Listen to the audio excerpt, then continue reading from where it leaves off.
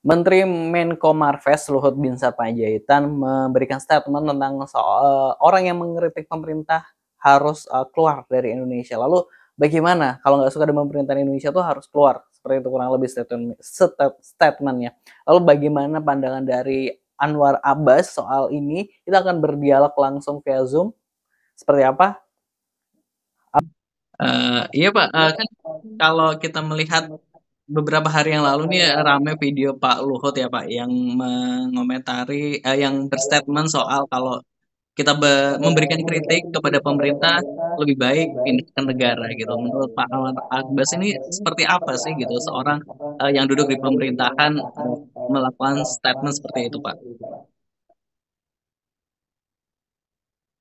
Ya, yang namanya pemerintah itu kan tugasnya adalah melindungi rakyat, mencerdaskan rakyat, dan mensejahterakan rakyat ya. Hmm. Jadi supaya pemerintah itu bisa bekerja dengan baik ya, maka pemerintah itu harus bisa mendengar suara rakyat.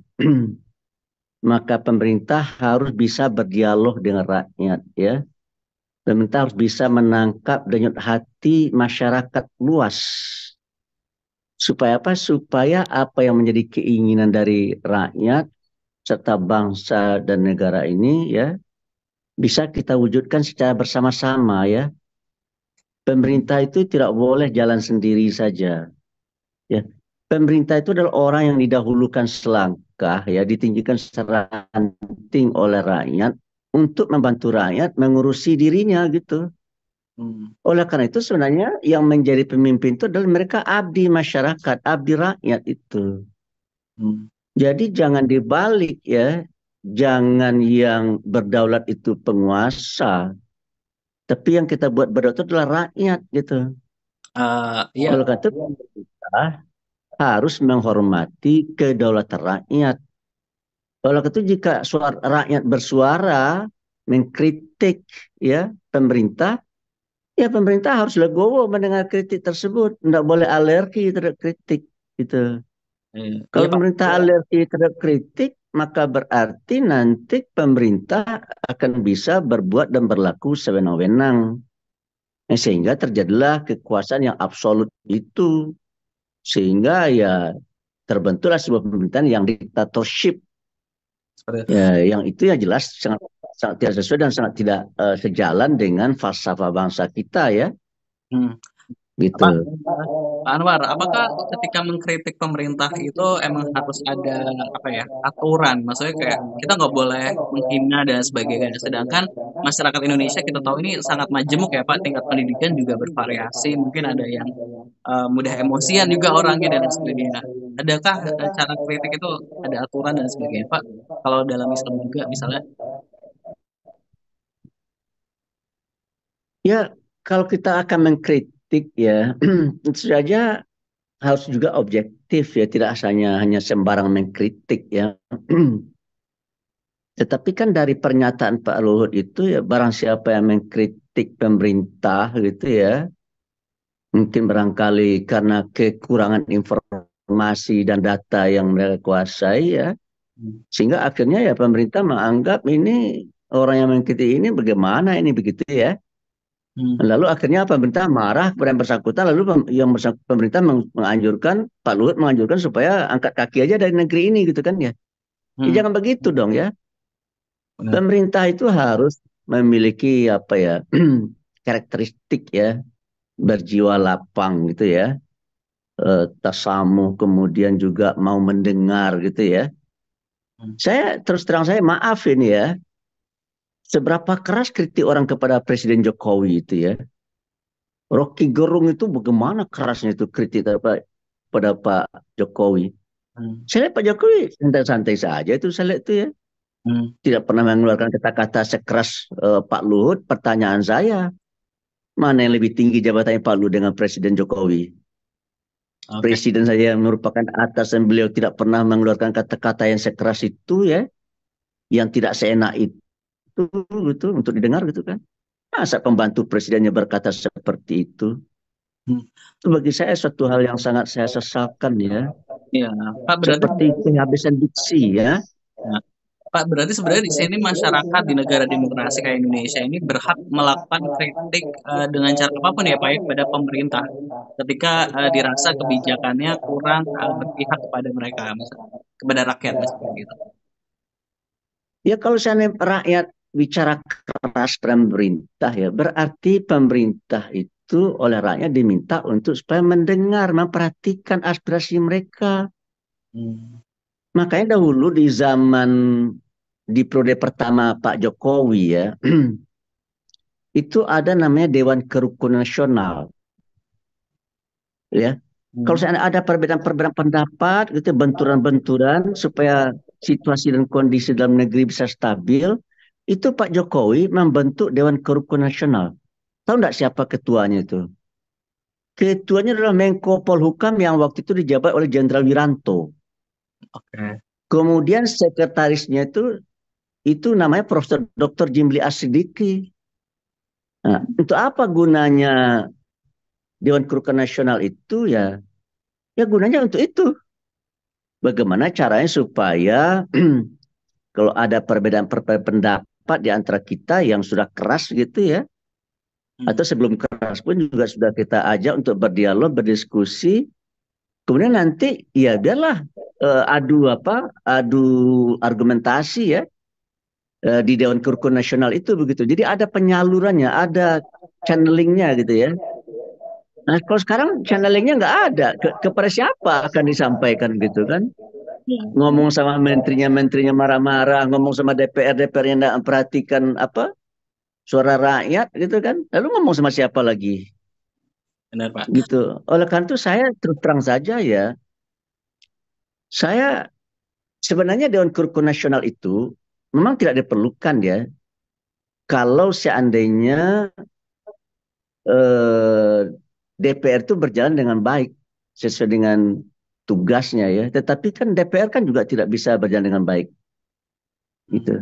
Pak, ini apa nanti dampaknya Pak ketika kayak ada rakyat mau mengkritik ya pindah aja negara gitu kan kayak daripada di Indonesia misalnya kayak gitu ada dijawab seperti itu. Apakah Ya dampaknya kalau nanti bagi saya, rakyat Indonesia? jika ada menteri yang alergi terhadap kritik ya, lalu dia bilang supaya angkat kaki saja Anda dari negeri ini, ya maka menurut saya yang lebih cocok angkat kaki itu bukan rakyat yang mengkritik, tetapi yang menteri yang menyarankan supaya angkat kaki itu yang harus angkat kaki, Hmm. gitu. Karena berarti pemimpin tersebut, menteri tersebut tidak paham tentang Pancasila dan tidak paham tentang konstitusi Undang-Undang 45. Di dalam sila keempat Pancasila mengatakan kerakyatan yang dipimpin oleh hikmat kebijaksanaan dalam permusyawaratan perwakilan. Ya, jadi Hmm. menteri itu adalah pemimpin. Ya, dan dia melaksanakan kepemimpinannya dengan penuh hikmah, dengan arif bijaksana. Hmm. Ya, dan dia mau mengajak rakyat untuk bermusyawarah, tidak seperti yang dilakukan oleh Pak Luhut, Oh, begitu. Pak, Nah, untuk apa bermusyawarah ya? Untuk apa bermusyawarah? Karena setelah saya perhatikan ya, ketik-ketik ini kan ada tesa, ada antitesa kan ya. hmm, Pemerintah ngomong A, tapi rakyat minta ngomong B gitu ya. ya, Berarti kan ada bedanya itu kan gitu ya. Nah, kalau ada tesa, ada antitesa, kita cari sintesa yang terbaik. Nah, itulah makanya salah satu filosofi yang dijunjung tinggi oleh rakyat dan bangsa di negeri ini adalah musyawarah mufakat. Kalau dalam ilmu politik dulu ada namanya Dr. Alfian, ada konflik and konsensus. Itu kan ya. hmm, Ada perbedaan pendapat, ada konflik, tetapi kalau kita mau berdialog, ya kita akan bisa menemukan kalimatun sawa, hmm, titik-titik temu gitu kan. Dan betul. nanti kepemimpinan seperti itu namanya partisipatori, ya, kepemimpinan yang partisipatoris. Jadi rakyat nanti kalau diajak berunding, diajak berdialog, diajak berdiskusi ya, diajak memikirkan negara Indonesia bersama-sama, diajak untuk membantu tugas pemerintah, sehingga akhirnya apa yang terjadi itu ya? Tidak hanya pemerintah yang sibuk, tapi rakyat juga sibuk itu akan membantu menyukseskan program pemerintah. Hmm, Kalau memang program pemerintah itu sesuai dengan aspirasi rakyat gitu. Oleh hmm, karena itu jangan ada absolutisme. Pemerintah jangan menganggap semua pikiran dan perbuatan yang dilakukan itu adalah baik semua dan benar semua, jangan begitu beranggapannya. Kalau seperti itu, ya menurut saya itu udah absolutisme, itu pemerintahan yang absolut itu ya. Itu dictatorship, otoriter itu yang pemerintahan kayak gitu tuh. Pertanyaan saya, cocok nggak kepemimpinan dictatorship dan otoriter serta anti kritik itu di negeri ini? Ya nggak cocok. Karena falsafah kita Pancasila, hukum dasar kita Undang-Undang 45, orang yang mengkritik itu dijamin oleh konstitusi loh. Lalu orang yang dilindungi oleh konstitusi Anda mau usir gitu.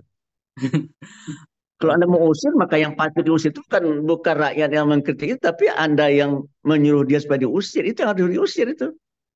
Oke, Pak Anwar, berarti kan dengan adanya statement dari pejabat publik sekelas menteri yang bilang seperti itu, apakah ini ada kemunduran demokrasi juga, Pak? Sehingga Ya masyarakat. jelas lah. Itu kan ada indeks demokrasi ya. Hmm. Kita agak sempat pernah 6, sekian nih indeks demokrasi kita ya. 6,75 kalau nggak salah saya ya. Itu kan mengukurnya itu kan semakin dekat ke angka 10 semakin baik. Semakin dekat ke angka 0 semakin jelek dia kan. Ya. Tadi saya baca Faisal Basri mensinyalir kalau saya tidak salah ya. Kalau saya tidak salah nih. Faisal Basri menyatakan indeks nilai demokrasi kita itu mendekati 0. Wah. Berarti jelek sekali itu. Tuh. Apa indikator-indikatornya itu? Ya kebebasan berpendapat dipasung.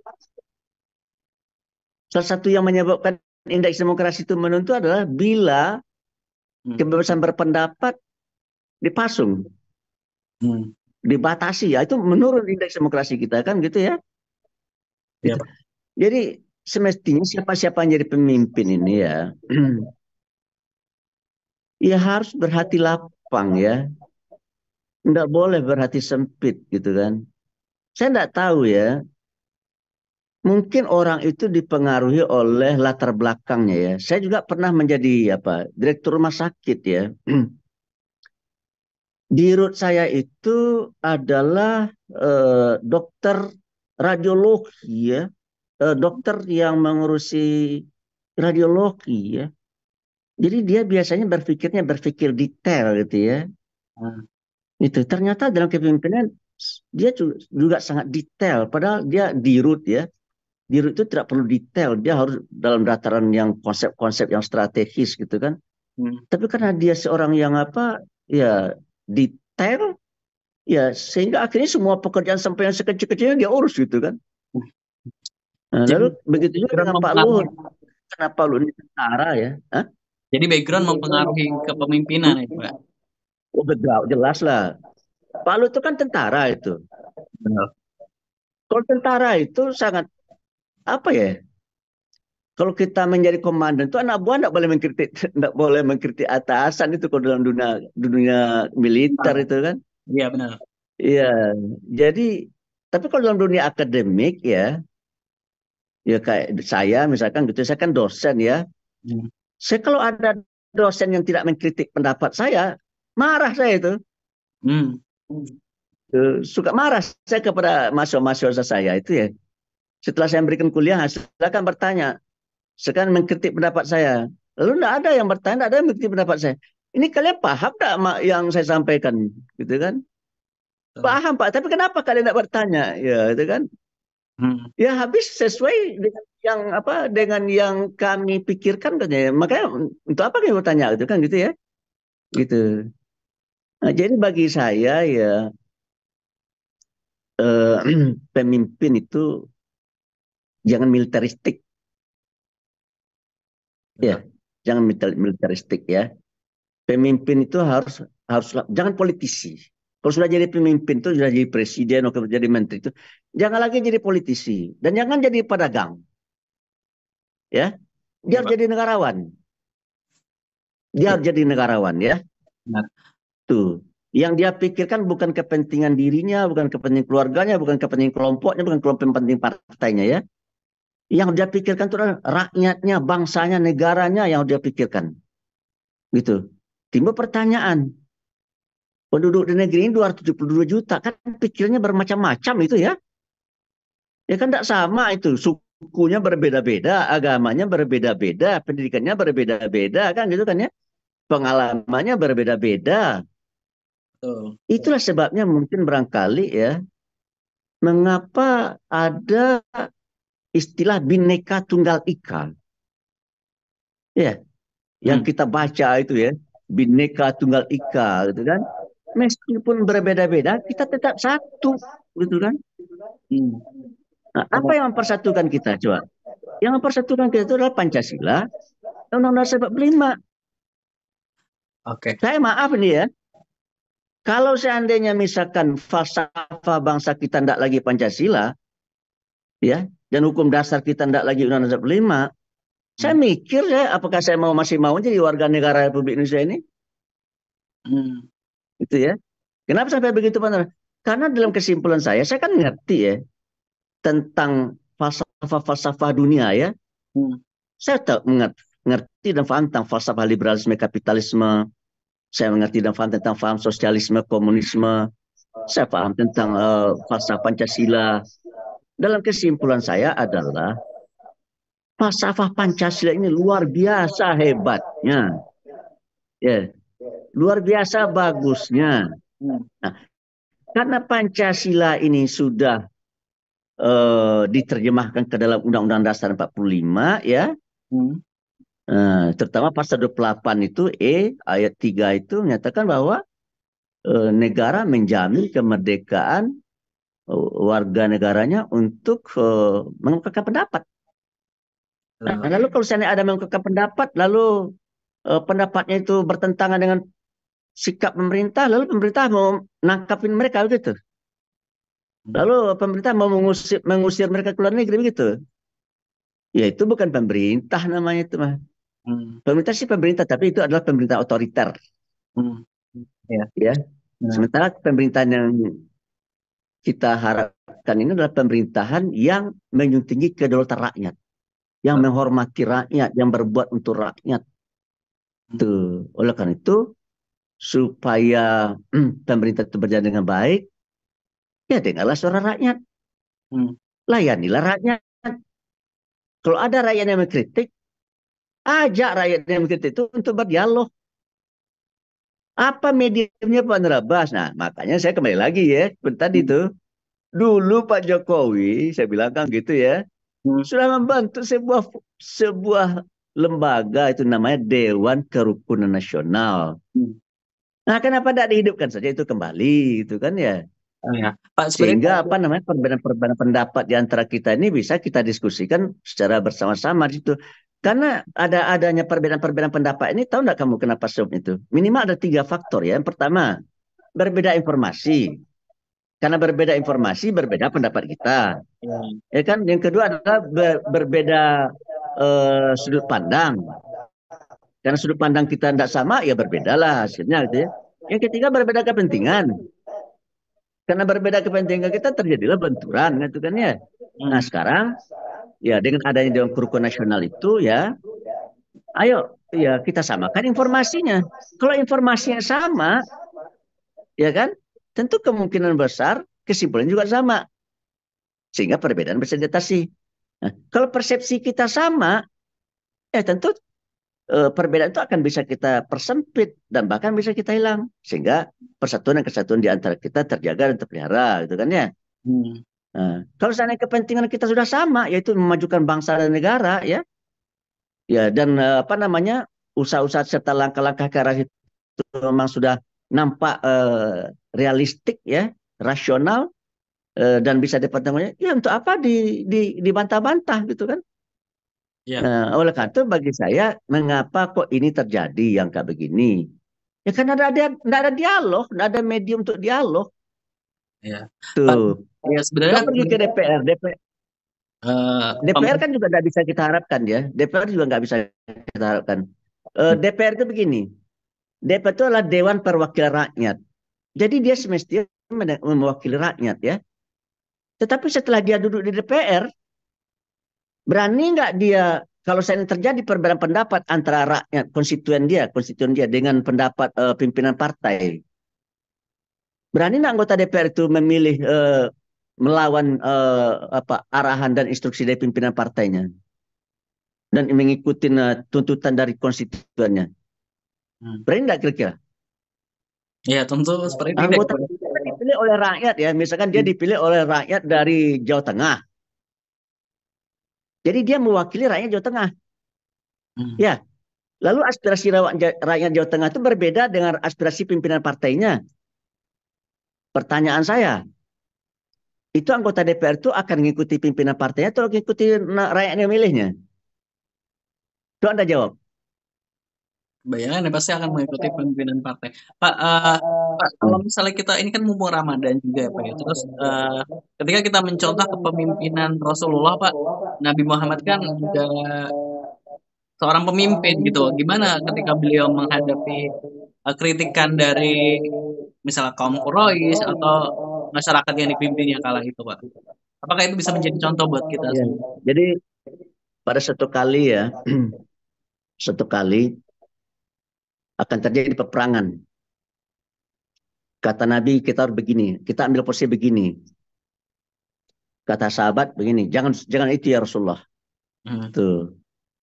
Lalu terjadilah perdiskusikan. Lalu kata sahabatnya begini, engkau memilih cara-cara itu wahyu atau bukan? Bukan.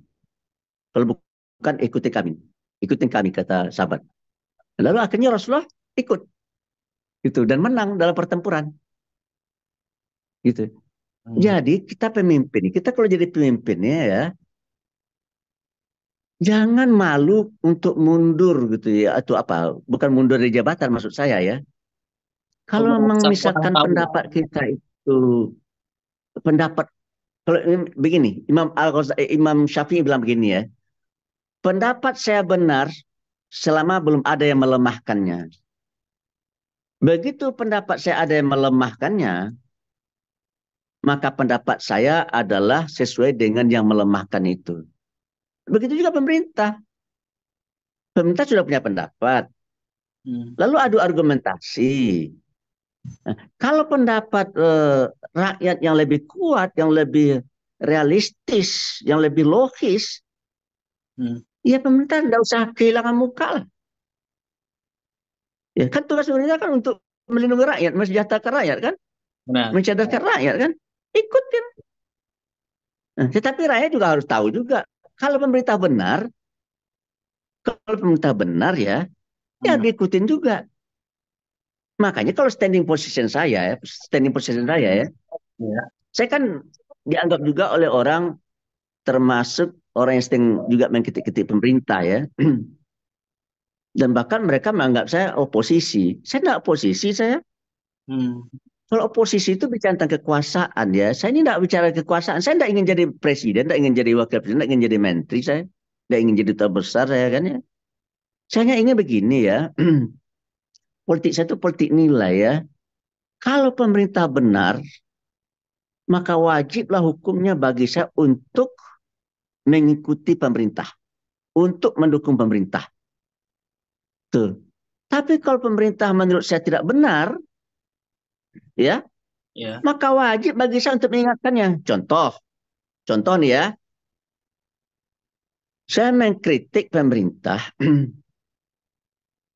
tentang LGBT.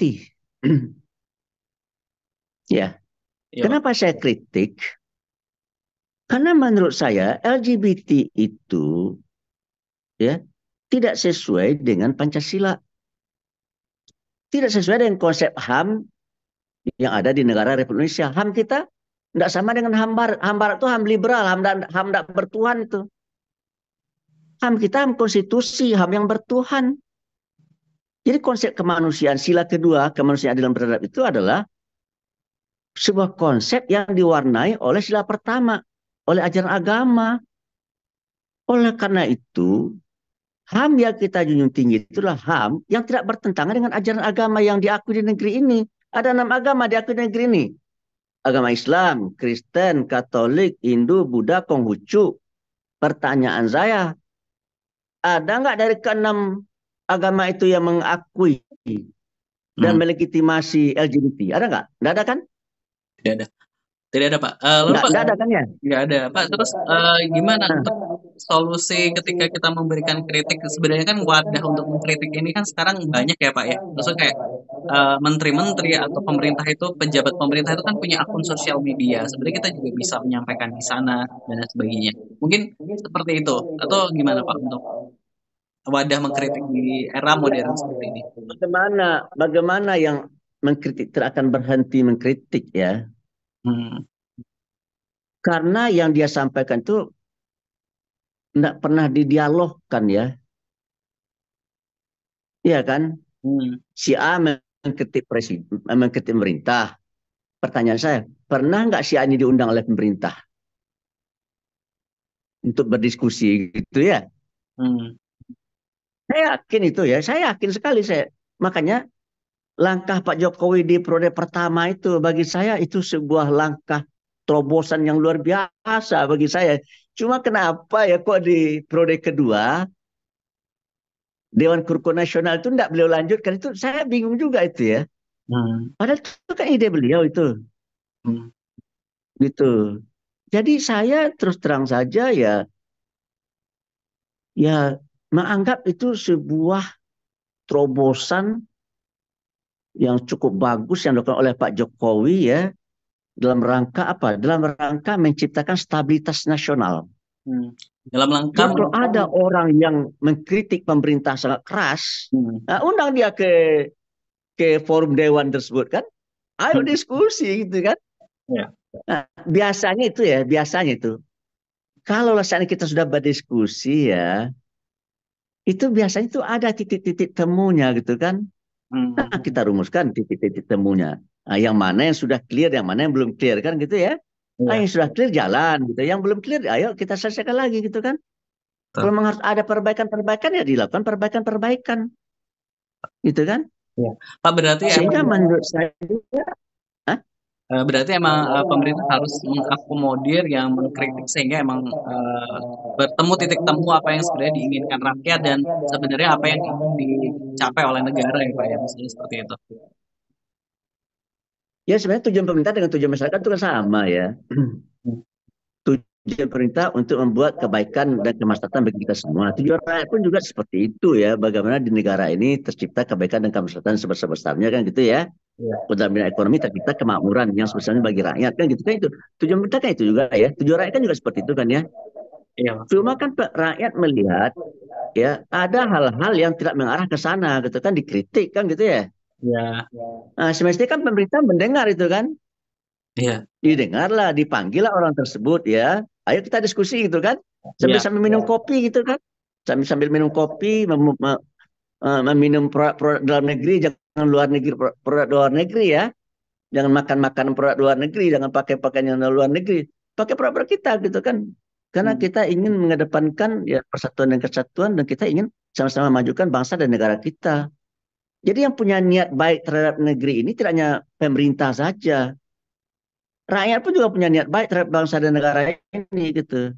Oke. Pak Anwar, Jadi jangan sampai ada anggap, ah, ya boleh dilanjut. Waktunya udah mau habis Zoom-nya. ya, ya terima kasih lah kalau gitu ya. Jadi kesimpulan saya, pemerintah harus siap untuk dikritik.